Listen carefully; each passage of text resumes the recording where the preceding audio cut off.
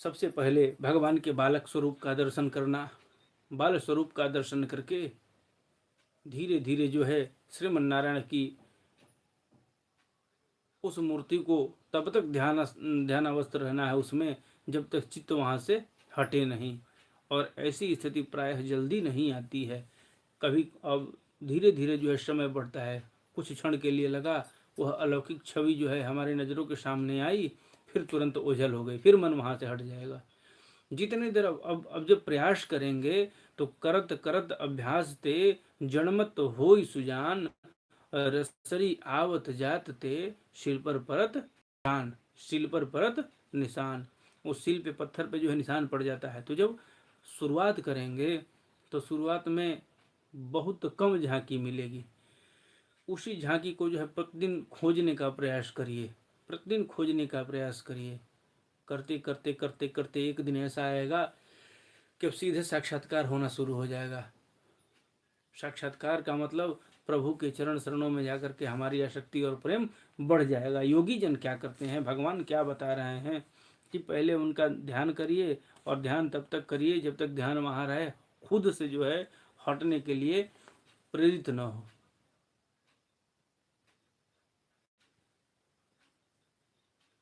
भगवान की लीलाएं बड़ी दर्शनीय हैं, अतः अपनी रुचि के अनुसार खड़े हुए, चलते हुए, बैठे हुए, पौधे हुए अथवा अंतर्यामी रूप में स्थित हुए इनके स्वरूप का विशुद्ध भाव मुक्त से जो है चित्त में चिंतन करें। इस प्रकार योगी जब यह अच्छी तरह देख ले कि भगवत विग्रह में चित्त की स्थिति हो गई है, तब वह उनके समस्त अंगों में लगे हुए चित्त को जो है विशेष रूप से एक एक अंगों में लगावे।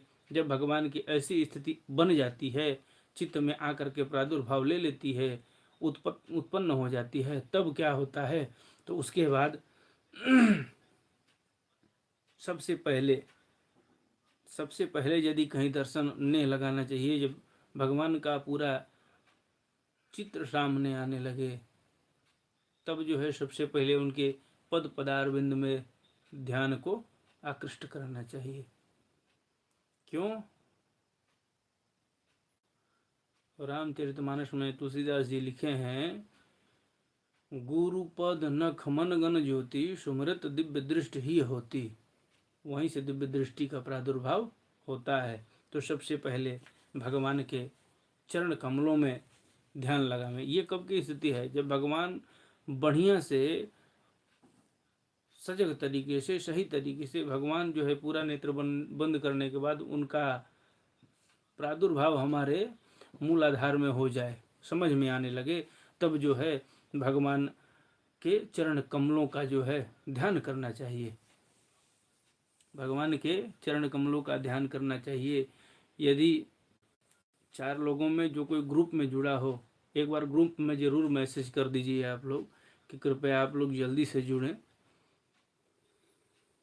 कहने को तो लोग बहुत कहते हैं हमसे कि हम भी सुन रहे हैं, हम भी सुन रहे हैं, हम भी सुन रहे हैं, लेकिन मौके पर जो है 3 लोग, 4 लोग, 2 लोग और 1 लोग ऐसे दिखता है। ये स्थिति है। लेकिन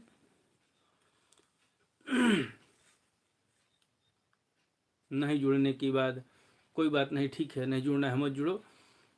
एक उम्मीद बन जाती है। 6 लोग 7 लोग सुन रहे थे तो दिमाग में बैठता है कि 6 लोग 7 लोग सुन रहे हैं, तो उन 6-7 के चक्कर में जो मूल रूप से 3 या 4 लोग बराबर सुनते हैं, उनके साथ जो है गलत न हो जाए, इसलिए हम कुछ बोल नहीं पाते हैं। भगवान के चरण कमलों में जब ध्यान आकृष्ट हो जाए तो फिर जो है वहाँ से घुटनों में ध्यान लगाना चाहिए। दर्शन करना है, दर्शन करते रहिए, चरण कमलों का दर्शन किए धीरे धीरे घुटनों में। यह एक दिन की क्रिया नहीं है, जीवन पर्यंत इसी में बिताना है। यह योग का सही तरीका है।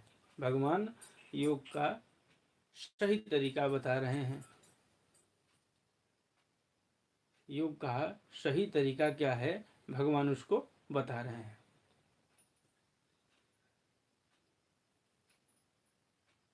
अब घुटनों के बाद जंघाओं में ध्यान जाए। जंघाओं के बाद उनके पेट को जो है ध्यानपूर्वक उसमें ध्यान लगाया जाए। फिर उसके बाद वक्षस्थल पर अपना ध्यान केंद्रित योगी जन करता है। फिर वक्षस्थल के बाद चारों भुजाओं का चतुर्भुज रूप का जो है दर्शन करता है। चतुर्भुज रूप का जब दर्शन होने लगे तो चतुर्भुज रूप के दर्शन के बाद उनके चारों भुजाओं में वरदस्त है, अभय मुद्रा, जिससे वो आशीर्वाद देते हैं, उनका चिंतन करे, उनका ध्यान करे। फिर उसके बाद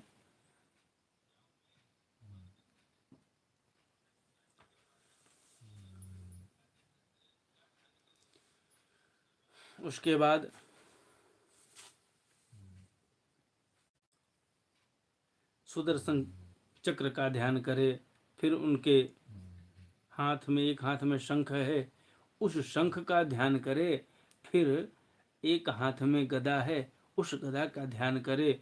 गदा का कौन सा क्या है स्थिति भाई, तो कौमोदकी गदा, उस गदा का नाम कौमोदकी गदा है, उस गदा का ध्यान करे।